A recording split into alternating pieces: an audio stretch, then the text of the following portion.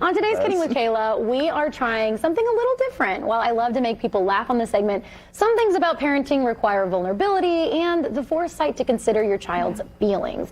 As I prepare to blend my family, I've been thinking a lot about my son's last name and how it won't match the rest of his household. It turns out I am not alone. This video went viral and inspired an article on parents.com. Take a look. Not my usual content, but I'm hoping this video helps people feel less alone. About 3 weeks ago, I was crying and I was writing Christmas cards to my son's teachers and feeling really embarrassed because I felt the need to put Alan's mom in parentheses because my last name doesn't match my son's. I was never married to my son's father, but I did give my son his last name. I don't regret that. I don't want to change it for a multitude of reasons. Thank you to the people who suggested that. It's just not something that I want to do. But what I do want to focus on is not focusing on the last name. So I just got engaged and I'm going to be taking his last name, and his son has his last name. He also has a son, and I don't want my son to feel like the oddball out. So we will not be putting our last name on Christmas cards. I don't want rugs or signs that says our last name because I don't want my son to feel left out.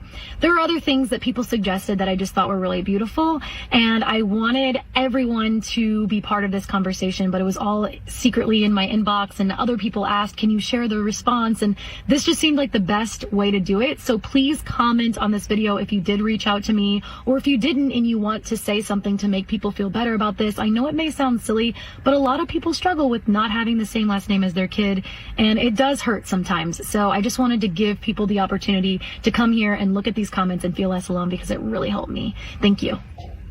So they did just that. So many people commented with their own personal stories. And then even if they didn't relate to it, they knew someone who did, or they talked about different cultures, how this is the norm. And honestly, in our culture, it's becoming more and more common for women to say, you know what, I like my last name. Yeah, I'm going to keep it. But, you know, we can give our kids your last name, or sometimes they hyphenate it. And it's just kind of becoming less prevalent in society, and it doesn't necessarily mean a failed relationship or, you know, a divorce or anything like that. So I think it is kind of becoming less of a stigma, but it doesn't mean that you shouldn't consider it. You know, I feel like I should be thinking of these kinds of things, and you know, I definitely will be very careful on how my son feels and making sure that we don't have, you know, our last name. Smart. But I think, you know, it was so helpful because parents reached out to me, parents.com, and they're like, hey, like, we've never covered this topic, but as we can see, like, this is something that affects a lot of people. And they actually reached out to some experts in their article and talked to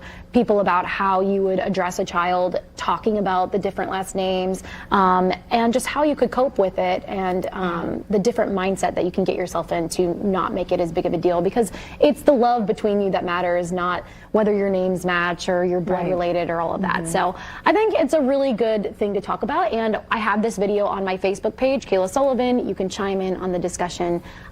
It's interesting, and I want to do more things like this to provide a platform to blended families and any kind of family to talk about this kind of thing. So it was an exciting